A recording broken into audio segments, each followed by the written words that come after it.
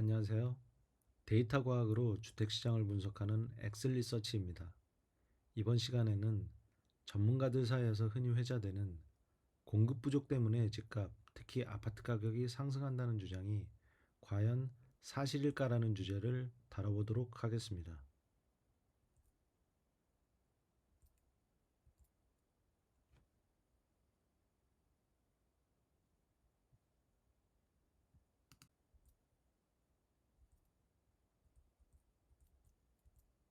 최근까지도 수많은 전문가들과 언론에서는 공급 부족이 집값 폭등을 야기한다는 주장을 하고 있습니다.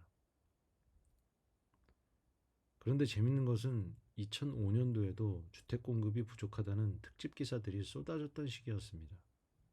그렇다면 서울은 17년째 주택 공급 부족이 지속되고 있는 걸까요?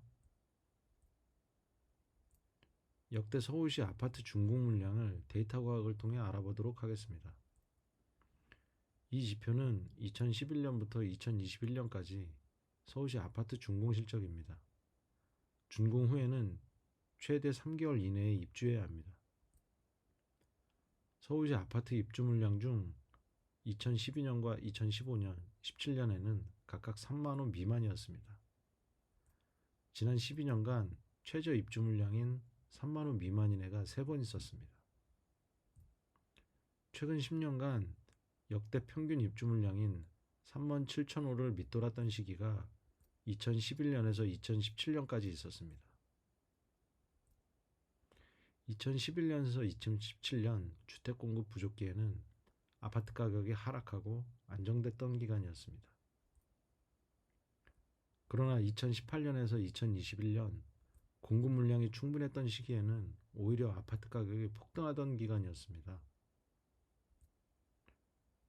서울시 역대 입주 물량과 아파트 실거래가를 비교해보면 공급 부족기에는 아파트 가격이 하락 안정기였음이 확연히 드러납니다.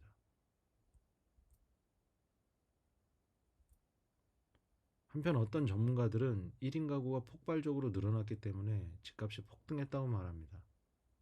결론부터 말씀드리면 이 같은 주장은 사실이 아닙니다. 2021년 통계청에서 조사한 바에 따르면 1인 가구가 거주하는 주택 주거 유형은 아파트가 약 32%를 차지하는데 전체 가구가 아파트에 거주하는 비율인 51.5%보다 20% 가까이 낮습니다. 또한 1인 가구의 절반이 전용 면적 기준으로 12평 이하에 거주하고 있습니다. 따라서 1인 가구 증가가 아파트 가격 상승을 가속했다는 주장은 설득력이 떨어집니다. 첫 번째 단락에서 말씀드렸던 공급 부족기에 신축 아파트 분양 가격은 어땠을까요?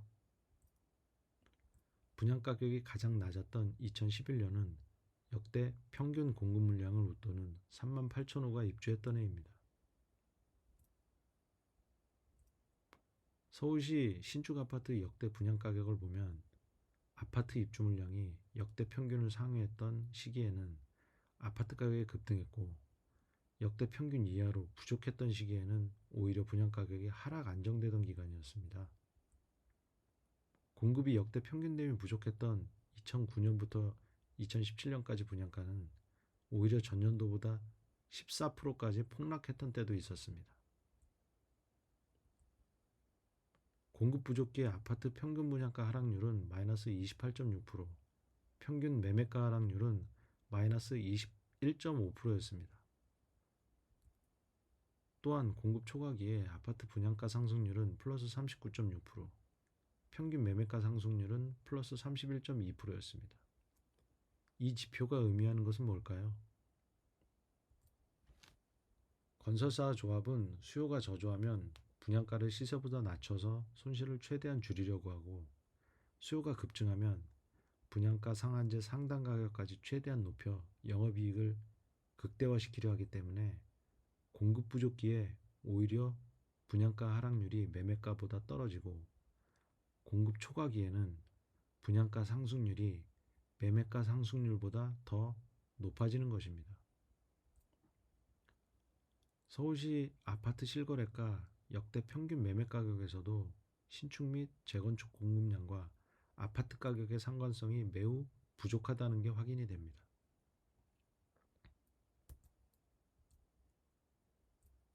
2011년과 2012년엔 과연 무슨 일이 있었길래 분양가가 가장 낮고 신축 아파트 공급량도 가장 적었을까요? 2011년 언론과 국내 증권사가 진단했던 한국 경제의 당시 상황입니다.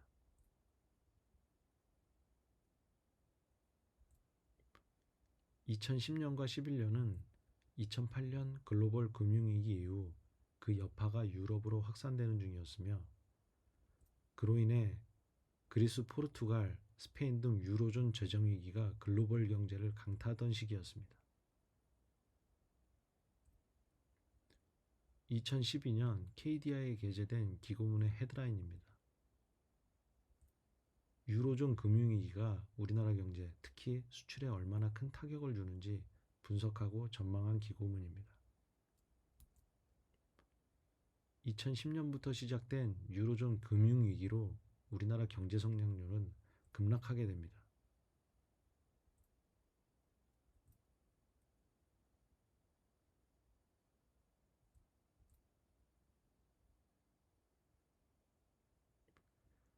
왜냐하면 우리나라 대외 수출입 비중이 2011년과 2012년도에 가장 큰 비중을 차지했기 때문에 유로존 금융위기 한복판에서 우리나라 실물 경제는 큰 타격을 받았기 때문입니다. 이는 실물 경제와 더불어 자산 시장에 직접적인 영향을 미쳐 급기야 아파트 수요 감소를 야기했고 미분양 물량이 급속도로 늘어나 아파트 할인 분양으로 이어지게 됩니다. 아파트 미분양 물량 지표를 보면 2012년과 2013년에 급격하게 미분양 물량이 늘어난 것을 볼 수 있습니다. 더군다나 금리 또한 2년 동안 급격히 올라 2011년 6월에는 한국은행 기준금리가 3.25%까지 올라갔었습니다.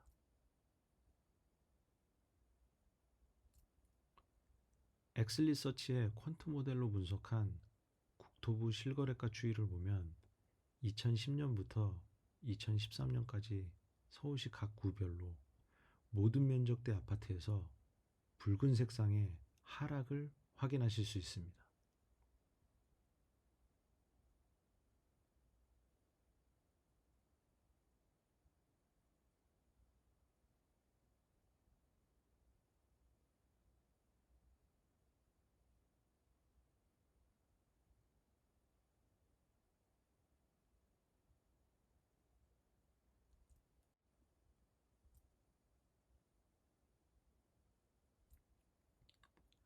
아파트 가격의 상승과 하락은 재건축, 신축 등의 공급 부족 때문에 생긴 것이 아닙니다. 아파트 매매 수요 증감에 따라 결정됩니다. 아파트 매매 수요가 감소하면 매매 가격과 분양 가격은 하락하기 마련입니다. 아무도 아파트를 안 사는데 가격이 오를까요? 결국 아파트 가격을 결정하는 것은 주택, 특히 아파트 매매 수요량입니다. 아파트 가격 상승은 공급 부족이 아니라 수요 초과 때문에 발생하는 것입니다.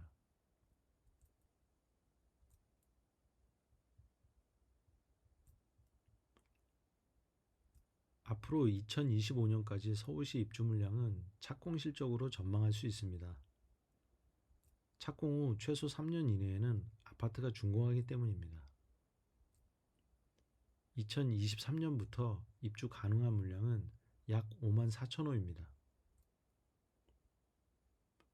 2022년 이후 입주 예정 물량도 역대 평균 입주 물량을 초과합니다. 서울시 아파트 공급량은 부족하지 않습니다.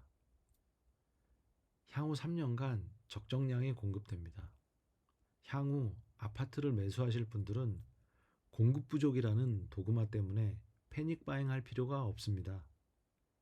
신중하게 계획 구매를 하시기 바랍니다.